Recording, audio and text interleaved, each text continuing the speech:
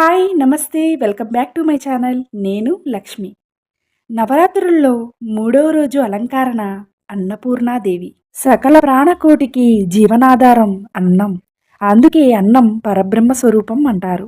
అలాంటి అన్నపూర్ణాదేవిని ఇలా పూజించుకోవడం మహా ఆనందంగా ఉంది.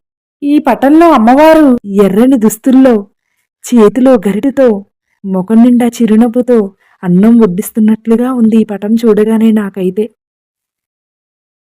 అమ్మ కథ మీ అందరికీ తెలిసే ఉంటుంది. నా వీడియోలో అమ్మ కథను మరొకసారి చెప్పాలనుంది. దక్షయజ్ఞం అయిన తరువాత సతీదేవి పార్వతీదేవిగా జన్మిస్తుంది. ఈశ్వరుణ్ణే పెళ్లి చేసుకోవాలని కోరుకుంటుంది. పరమేశ్వరుడు హిమాలయాల్లో ఘోర తపస్సు చేస్తుంటాడు. అమ్మ ఈశ్వరుని కోసం ఎదురుచూస్తున్న సమయంలో నారద మహర్షి పార్వతీదేవితో, తల్లి, పరమశివుడు భిక్షాటన కోసం సంచారం చేస్తున్నారు. కావున నీవు పవిత్ర కాశీక్షేత్రానికి వెళ్ళి ప్రతి భక్తునికి అన్నదానం చేస్తూ అన్నపూర్ణగా మన్నలను అందుకో. సరైన సమయంలో ఆ ఈశ్వరుడు నీ దగ్గరికి వస్తాడు, భిక్ష అర్థిస్తాడు అని చెప్తాడు. నారద మహర్షి చెప్పినట్లు పార్వతీదేవి అన్నదానం చేస్తూ అన్నపూర్ణాదేవిగా భక్తులతో ఆరాధింపబడుతున్న సమయంలో మహాశివుడు భిక్షకై అన్నపూర్ణాదేవి ముందుకు వచ్చాడు. పార్వతీదేవి భర్తను గుర్తుపట్టి చెయ్యి పట్టుకుంటుంది. దాంతో బోలాశంకరుడికి సమస్తము అర్థమై అన్నపూర్ణ అని తెలుసుకుని ఆమెను స్వీకరించాడు. అప్పటి నుండి పార్వతీదేవి కాశీక్షేత్రంలో అన్నపూర్ణగా వెలిసింది. అమ్మవారి పేరు తలుచుకోగానే గుర్తొచ్చేది అన్నం. అదే అన్నంతో 3-4 ప్రసాదాలు అమ్మవారికి నైవేద్యంగా పెట్టుకున్నాను. అమ్మవారి చిన్న విగ్రహాన్ని వంటింట్లో కానీ పూజగదిలో కానీ పెట్టుకోవడం చాలా మంచిదని, అమ్మను ప్రతినిత్యం కొలుచుకోవడం వల్ల అన్నానికి లోటుండదని చెప్తారు. అమ్మవారిని తలుచుకోగానే గుర్తొచ్చే పాట నిత్యానందకరీ వరాభయకరీ సౌందర్యరత్నాకరీ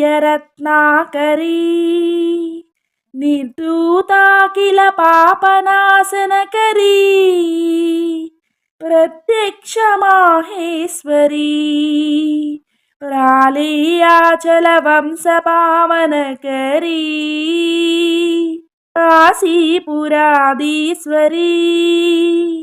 భిక్షాం దేహి కృపావలంబనకరీ మాతా అన్నపూర్ణేశ్వరీ మాతా Annapurneshwari.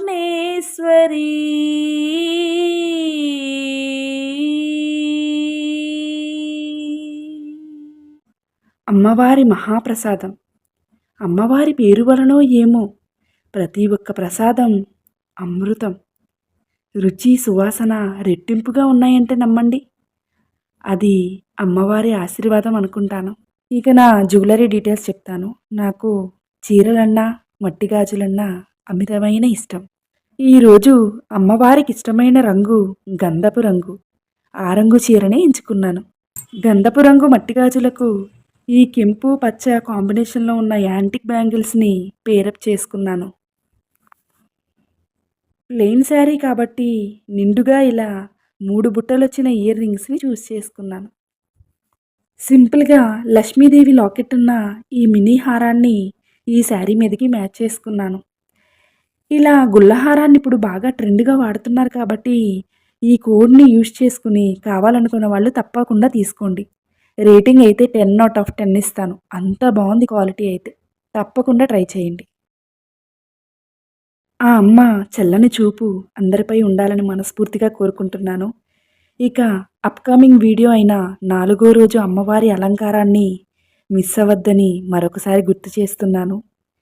Please subscribe my YouTube channel unique diaries. అందరూ బాగుండాలి, అందరూ నేనుండాలి. లక్ష్మి.